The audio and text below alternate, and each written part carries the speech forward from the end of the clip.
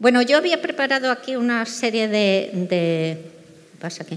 hay una serie de estudios previos que se van haciendo en Europa sobre la situación de las mujeres en ciencia y tecnología, pero no me voy a detener en ellos porque son estudios que se van haciendo, digamos, por países, por ciudades, etcétera, etcétera, aunque en realidad el primero así importante es el denominado Informe Ethan, que se realiza en 1998, aunque se publica entre el 99 y el 2000, que es donde la Unión Europea se da cuenta de que hace falta tener datos, como se decía esta mañana, más datos y menos mitos sobre la situación de las mujeres en los sistemas de ciencia y tecnología, y donde también se da cuenta la Unión Europea de que cuando hay recogida de estos datos se recogen de maneras tan dispares que es muy difícil hacer una comparación para poder efectuar una política de igualdad de género en la Unión Europea.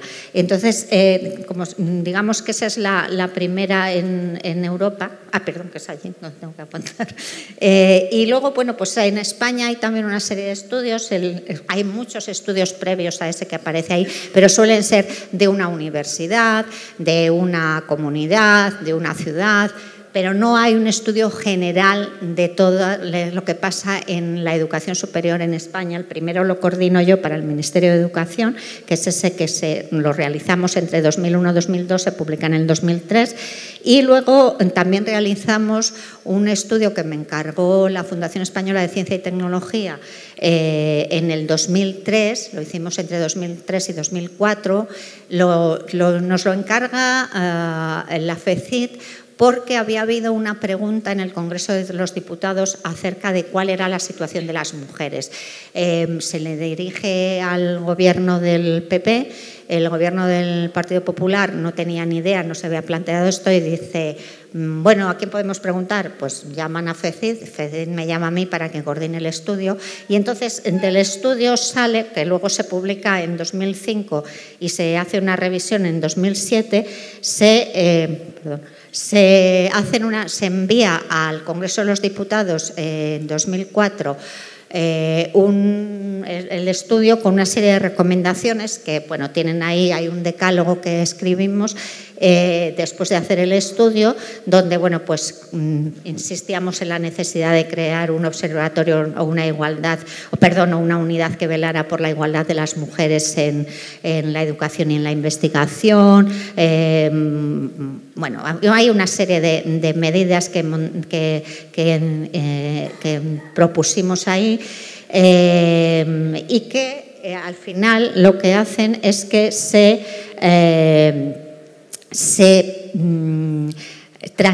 traducen en una serie de medidas que aprueba el Consejo de Ministros el 4 de marzo de 2005 y que salen publicadas el 8 de marzo de manera así en el Boletín Oficial del Estado, donde lo que se sale es un plan para la igualdad de género en la Administración General del Estado, medidas para incorporar e integrar las mujeres en las Fuerzas Armadas, también una serie de medidas para el Ministerio de Justicia, en el Ministerio de Asuntos Exteriores y, como digo, se publica en el 8 de marzo y hay medidas en el empleo, en la empresa, sobre conciliación de la vida laboral, personal y familiar, en investigación, en solidaridad, deporte, etcétera, etcétera.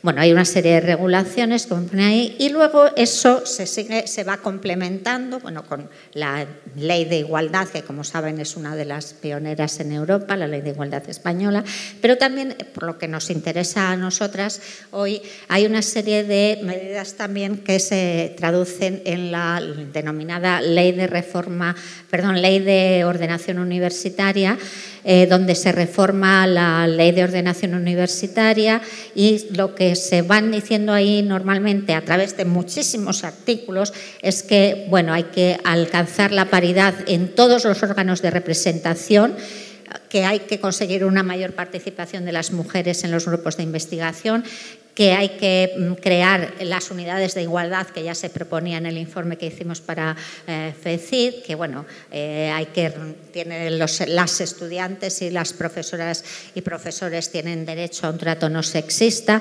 etcétera, etcétera, ¿no?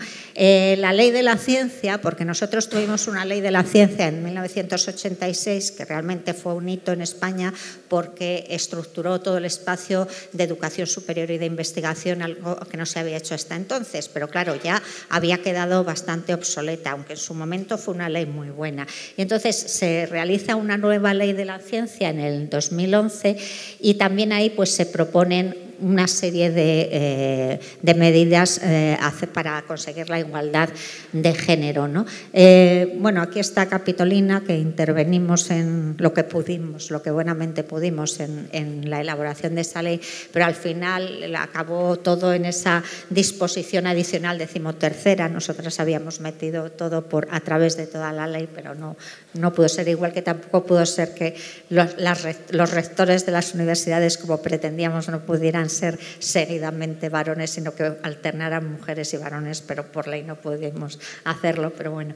Y entonces pues, al final se plasmó ahí en eso, por ejemplo, pues que se implantaba la perspectiva de género, que los órganos, consejos y comités tenían que ser paritarios, otra vez se insistía en la desagregación de datos por sexos, que había que hacer planes de igualdad y bueno, todo eso acabó, tanto la ley de reforma universitaria como la ley de la ciencia, en una serie de acciones en las instituciones académicas. Por ejemplo, en las universidades se crearon unidades de igualdad, se han tenido que elaborar planes de igualdad, se han tenido que aplicar esos planes, luego ya veremos cómo va la cosa en cuestión. En concreto, en mi organismo, el Consejo Superior de Investigaciones Científicas, que es el organismo público de investigación más grande de España, pues se crea ya antes de esto, en el 2002, la Comisión de Mujeres en Ciencia, encargada de velar por la paridad en todos los procesos en la institución,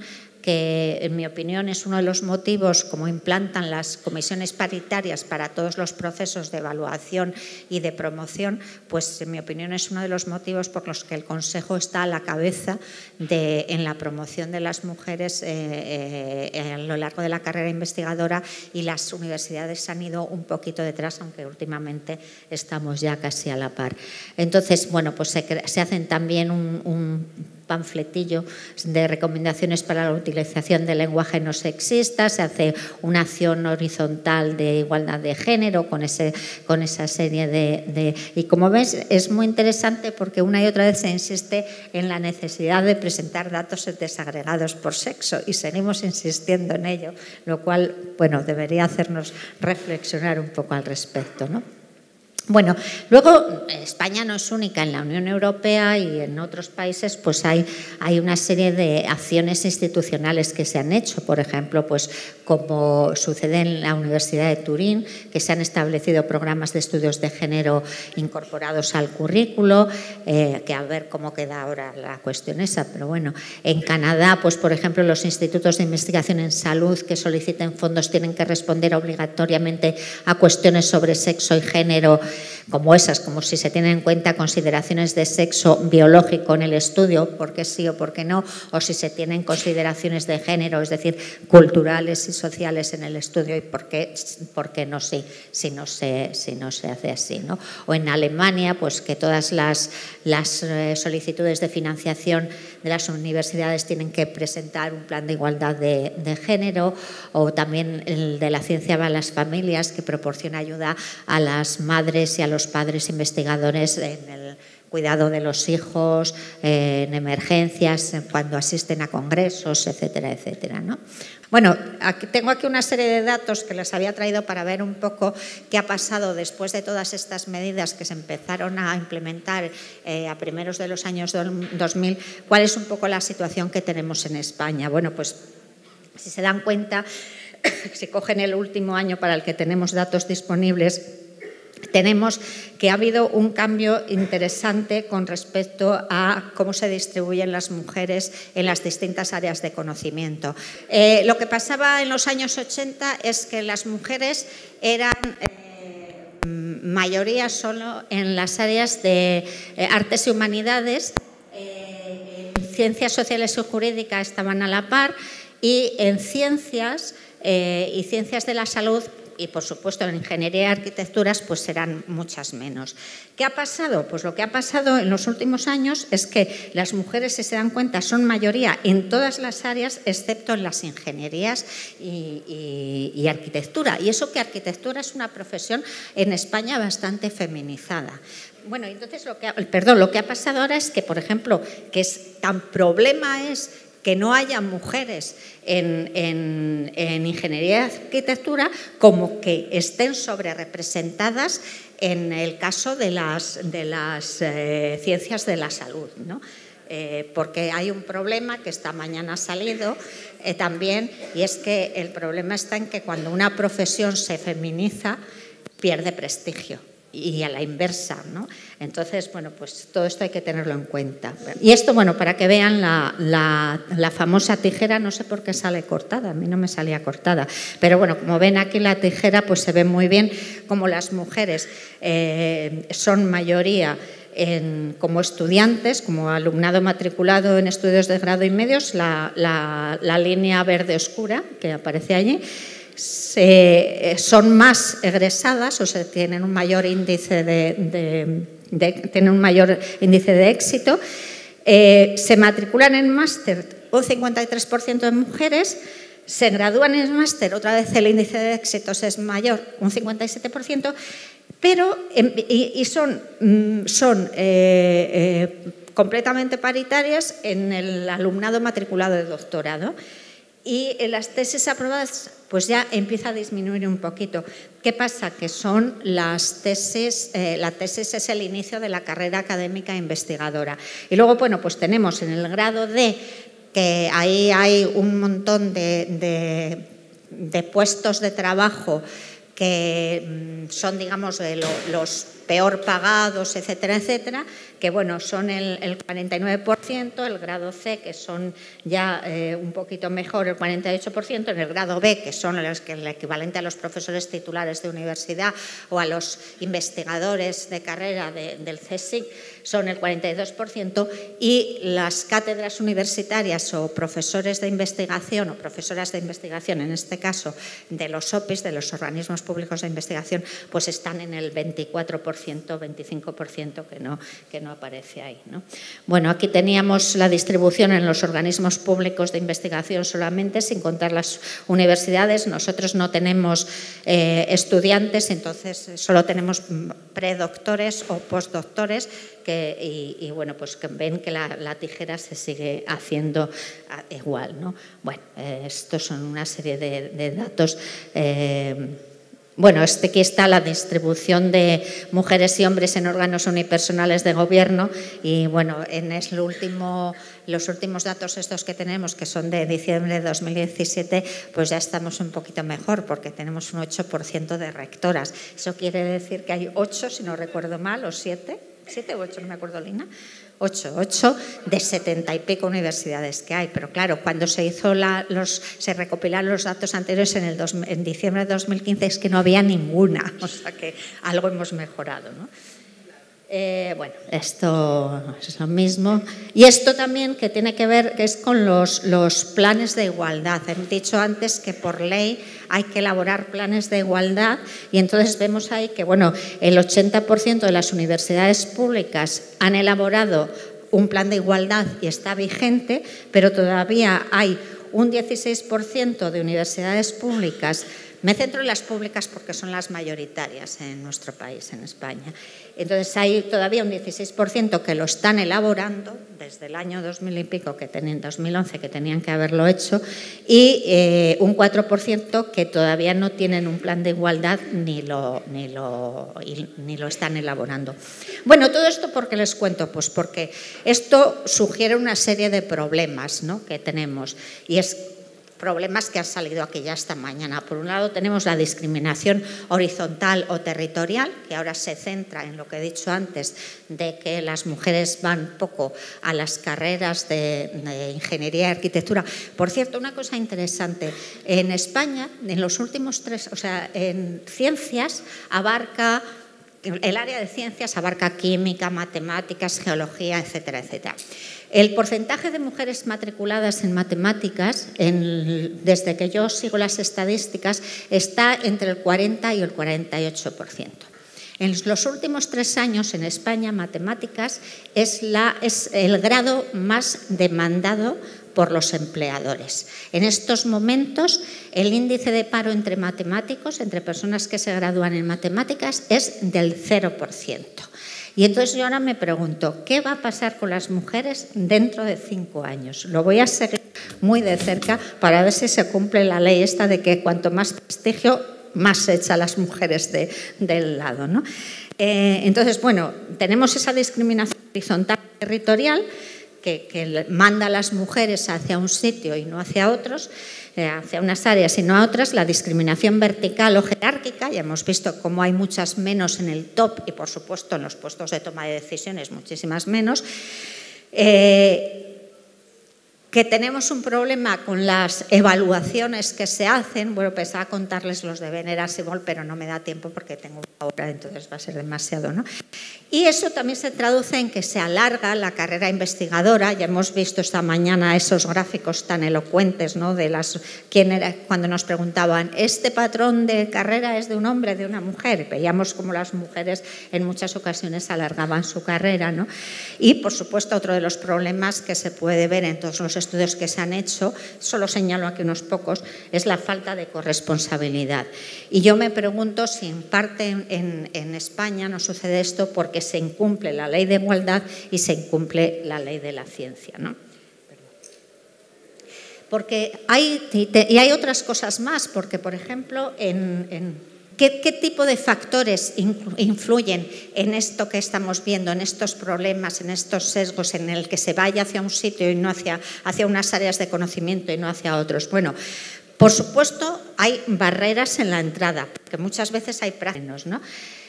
Falta de oportunidades para desarrollar la carrera, no tienen modelos de referencia. Ha hecho una alumna mía un estudio muy reciente sobre la presencia de figuras en los libros de tecnología en secundaria, ni una. Es que no aparece ninguna mujer, ninguna imagen de mujer. Bueno, es tremendo, ¿no? Por supuesto, la brecha salarial de la que ya se ha hablado aquí y los estereotipos que he dicho. También sucede muchas veces que el clima de las facultades, estas a las que van menos mujeres, pues no es hospitalario.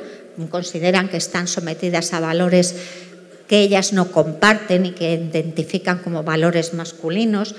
Y, bueno, pues hay una serie de consecuencias como discriminaciones, acoso sexual, exclusión de las redes informales, etcétera, etcétera.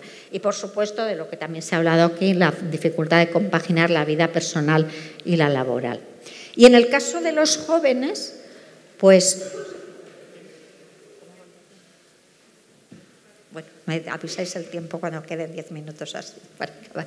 Bueno, en el caso de los jóvenes, pues también intervienen mucho los padres y los parientes, o sea, el padre, la madre, porque muchas veces, yo recuerdo un estudio que se hizo en la Politécnica de Barcelona ya hace unos años, donde se iba por los institutos de las afueras de Barcelona y se hablaba con los padres y las madres de chicas que eran muy brillantes para animarlas a hacer ingenierías, y entonces los padres muchas veces lo que les decían, nos comentaban las propias chicas, es: ¡ay, hija, no hagas esa carrera que es muy larga! Y pues haz una cosa más cortita, que si total, que luego te vayas a dar clases, que es un horario muy cómodo y tal, y así puedes tener tus hijos, casarte, etcétera, etcétera, o casarte y tener tus hijos, un poco como quieras, ¿no? Y bueno, pues eso, como decía, no hay modelos de referencia para las chicas, y tampoco se fomenta el contacto con las empresas o con experiencias de empleo, aunque ahora sí que se está haciendo mucho de esto, o bastante más que de lo que se hacía antes, y los estereotipos de género, como decía, ¿no? Bueno, entonces, todo esto es, bueno, también hay otros aspectos del contexto de cada individuo. Por ejemplo, se sabe que es muy importante el nivel educativo de los padres, que es muy importante también el género, la resistencia a elegir una profesión que va asociada a cierto género, ¿no? Y, por supuesto, la etnia o la raza también pueden influir en las aspiraciones por las redes que se limitan en grupos minoritarios, ¿no? ahora. Bueno, todo esto me lleva a que lo que tenemos que hacer en realidad, está muy bien todo lo de los datos y todo esto, ¿no? Yo siempre cuento una cosa que me pasó, bueno, que nos pasó cuando nombraron en el 2004 a una ministra socialista, cuando el PSOE accedió al poder. La ministra en cuestión yo la conocía mucho, y yo entonces era vicepresidenta de AMIT, o lo acababa de dejar, no me acuerdo. Pero total, que la presidenta de AMIT me dijo: oye, Eulalia, pídele una cita, que vamos a insistirle para que esto tiene que avanzar y tal. Entonces le pedí la cita y fuimos allí y le contamos la situación, y ella no hacía más que decirnos: pero no será tan grave, ¿no? Porque claro, entonces las cifras eran mucho peores que las que he presentado ahora, ¿no? No, pero no será tan grave. Entonces me acuerdo que la presidenta de AMIT, que era Flora de Pablo, le sacó la gráfica de tijera. Ah, no, fue Capitolina, perdón. Pues yo siempre digo que es Flora, lo siento muchísimo. Pues fue Capitolina, le sacó la gráfica de tijera. Y entonces la otra se quedó pasmada, y yo dije: mira tú, yo despotricando tanto de números y gráfica de tijeras, y resulta que fue lo que la convenció efectivamente de que había que tomar medidas en el asunto. O sea, que está muy bien los de los datos, pero yo creo que hay ir un poquito más allá, como decía esta mañana Diana, que me ha pisado media conferencia de lo que voy a contar ahora, por cierto. Pero bueno, como es amiga y lo hace mejor que yo, pues... Bueno, entonces yo creo que lo que hay que hacer también es pensar en construir un conocimiento que sea de las mujeres y que sea para las mujeres. Y cuando hablo de las mujeres, no me estoy refiriendo solo a las mujeres, aunque voy a hablar solo de ellas, porque me estoy refiriendo también a otros grupos vulnerables. Porque todo lo que se nos aplica a nosotras se puede aplicar luego a otros grupos vulnerables o minoritarios, o como queráis llamarlos, ¿no? Entonces yo creo que hay que ayudar, tenemos que pensar en un conocimiento que ayude a construir una ciencia, un conocimiento que no discrimine a las mujeres ni a ningún otro grupo vulnerable, y que tampoco pueda ser utilizado para eso, ¿no? O, por supuesto, para mantener el carácter subordinado de las mujeres o de otros grupos marginalizados o vulnerables. Y para eso, pues, ¿qué hemos hecho o qué se ha hecho desde el feminismo? Pues hemos analizado disciplinas diferentes que han incorporado de manera exponencial mujeres, y la incorporación de esas mujeres, en muchos casos, lo que ha hecho ha sido aportar una nueva mirada a esa disciplina. Casos hay a montones, comenzando por la primatología, que es un caso típico, la teoría de la evolución, la medicina, etcétera, etcétera, ¿no? También lo que se ha hecho ha sido analizar hipótesis, teorías, evaluando las metáforas utilizadas, los sesgos metodológicos que hay cuando se elaboran las hipótesis, cuando se diseñan los experimentos, etcétera, etcétera. Y todo eso además ha llevado a analizar y a criticar la idea de ciencia, la idea general de qué es la ciencia, qué es el conocimiento científico y qué implica eso, ¿no? Bueno, y una de las cosas que ha llevado esto ha sido a ver cómo se han hecho una serie de ocultamientos, a veces voluntarios, a veces involuntarios, de las mujeres en la historia de la ciencia, y se han desvelado esos mecanismos de deslegitimación, de desreconocimiento y de deslegitimación epistémica de muchas mujeres. Y déjenme que les cuente un momentito lo que es el efecto Matilda. En los años 60, un señor, el padre de la sociología de la ciencia, Robert Merton, se dio cuenta de que cuando había dos científicos o tres que elaboraban y hacían un descubrimiento, pues siempre se le daba mayor reconocimiento al que ya tenía más prestigio. Y que cuando dos científicos o tres hacían un descubrimiento por separado, pero de lo mismo, hacían un descubrimiento simultáneo, pues resulta que también se le atribuía más prestigio, se le atribuía ese descubrimiento al de más prestigio. Entonces a eso le llamó él, que no le pareció mal, dicho sea de paso, el efecto Mateo. El efecto Mateo por el Evangelio, que dice: a quien tiene se le dará más y tendrá en abundancia. Y unos años después, Margaret Rossiter, una historiadora de la ciencia buenísima, por cierto, pues se fijó en lo que seguía a ese versículo de a quien tiene se le dará más y tendrá en abundancia, que dice, pero a quien menos tiene se le quitará incluso lo poco que tiene. Y dijo, esto es lo que les pasa a las mujeres. Y le llamó el efecto Matilda por Matilda Groslin, una sufragista en fin, del siglo XIX y demás, ¿no? Entonces déjenme que les ponga solamente 3 ejemplos. Nettie Stevens, no sé si tengo 3 o 2, no me acuerdo. Nettie Stevens, que descubre la naturaleza cromosómica de la determinación sexual. A la vez, parece ser que a la vez, yo tengo mis dudas, porque en el artículo de Wilson dice, y todo lo que yo he hecho coincide con los experimentos de Miss Stevens, o sea que sus experimentos los hace después de los de Miss. Por cierto, Miss Stevens era Dr. Stevens, pero le quitaban la autoridad del doctorado, claro. Y entonces durante décadas se le ha atribuido a Wilson hasta bastante recientemente, ¿no?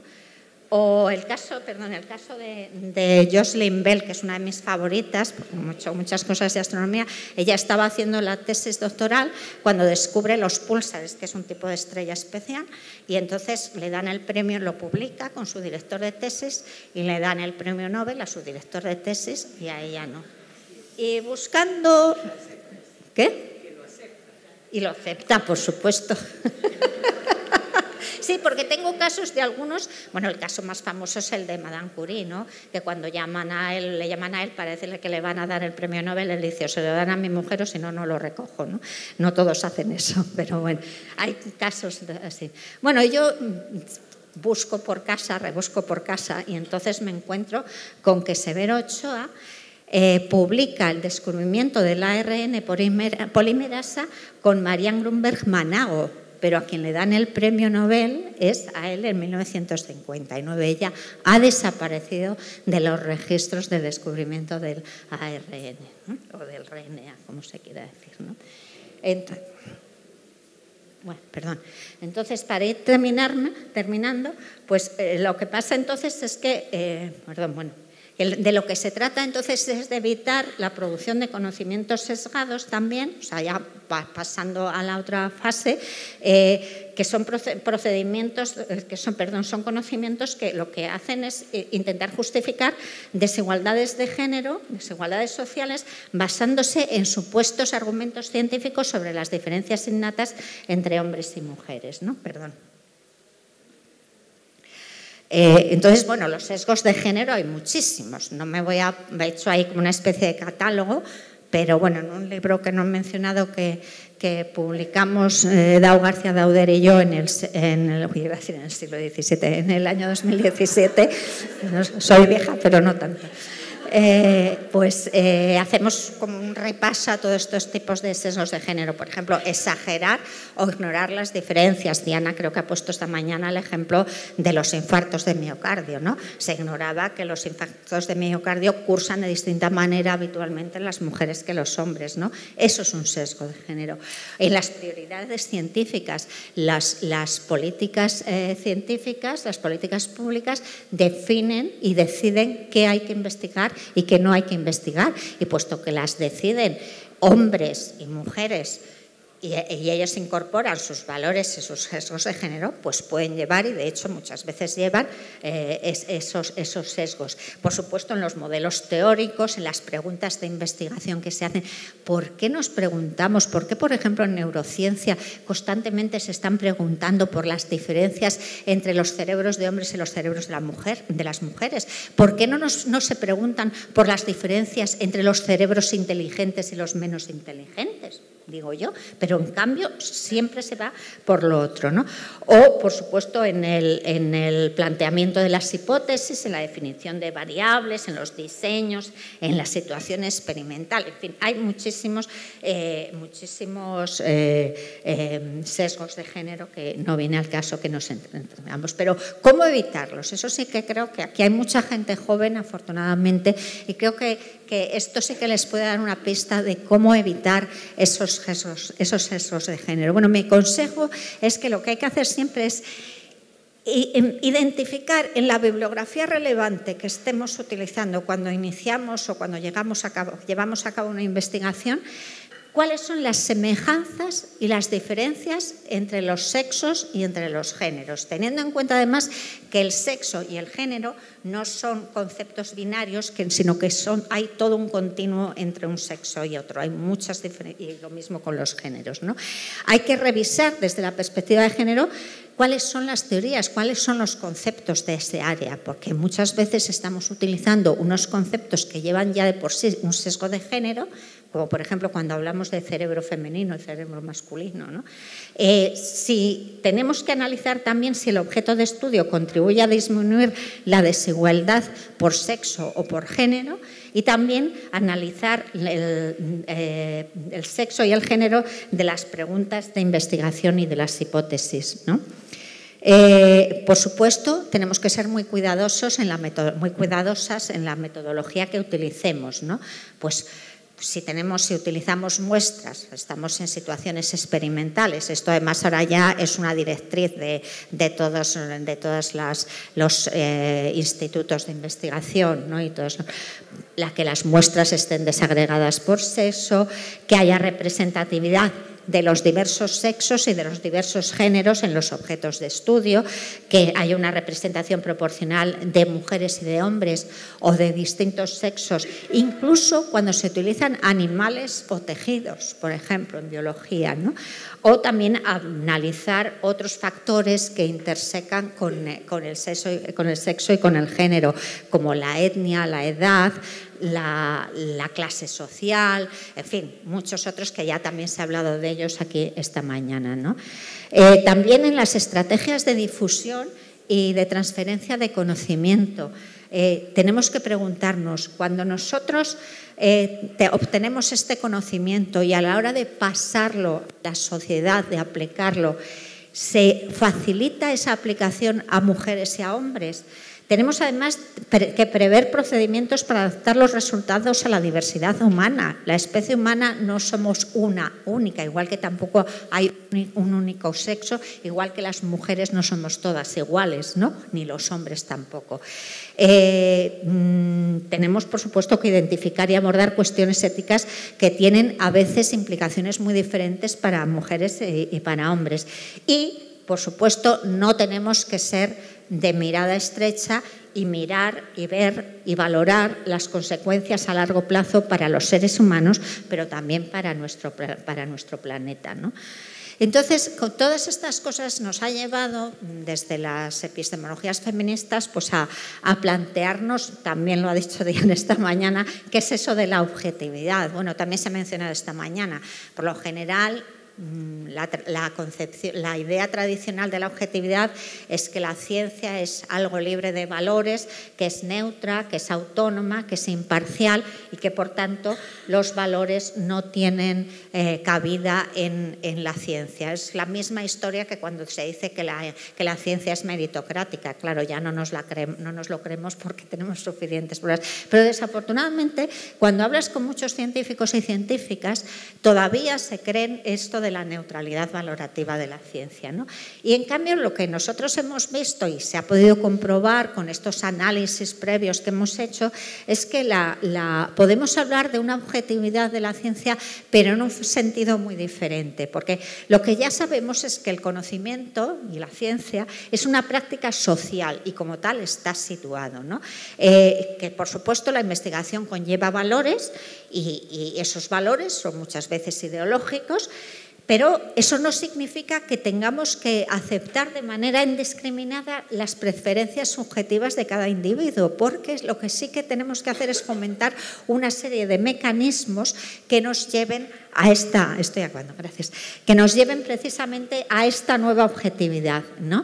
Que es que se consigue como precisamente a través de la crítica social, esto que decía también esta mañana Diana de hay que hacerla más democrática, Por supuesto, más la evidencia empírica, ¿no?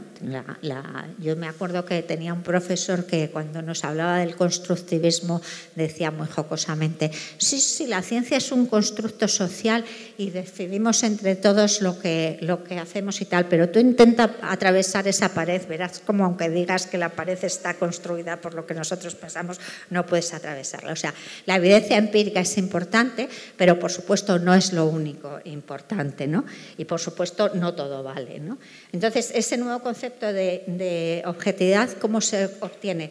Bueno, porque una comunidad científica, cuando llega a un consenso, a lo que se suele llamar en filosofía de la ciencia, a ese conocimiento autorizado, ¿cómo se obtiene? Bueno, porque son el resultado de esa crítica intersubjetiva que hay dentro de la comunidad, que cada vez se abre más, porque no es solo una crítica de los expertos, sino que también es una crítica de la sociedad. Y buena prueba de ello es, por ejemplo, todo lo que han conseguido muchos movimientos sociales, cambiando definiciones de enfermedades o definiciones de pseudopatologías. Estoy pensando, por ejemplo, pues lo que pasó con los homosexuales, que aparecía en el DSM como una enfermedad, y bueno, gracias a la crítica social, no solo a la crítica de la comunidad científica, sino también a la crítica social, a los movimientos activistas, pues se consiguió sacar como patología, y así como eso otras muchas cosas, ¿no? El conocimiento es lo que sobrevive a la crítica desde múltiples puntos de vista, ¿no? Lo subjetivo entonces se transforma en objetivo, pero no haciendo prevalecer una subjetividad sobre las otras, sino con esa crítica intersubjetiva, esa discusión, y llegando a través de esa discusión, de ese diálogo, a un consenso, ¿no?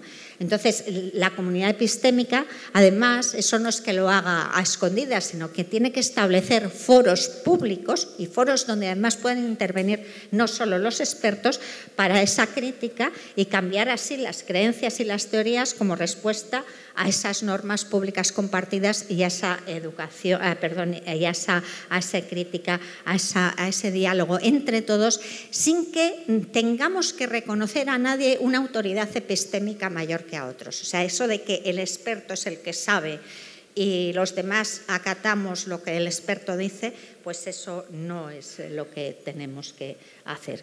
Y ya termino con una viñeta de mi querido Forges, que desafortunadamente murió el año pasado, donde no sé si lo leen, pero dice: miriadas de agudos filósofos dictaminando sobre la condición femenina. Dice: ¿te imaginas que nosotras hiciéramos lo mismo con ellos? Imposible, somos mujeres. Tonterías las justas. Muchas gracias.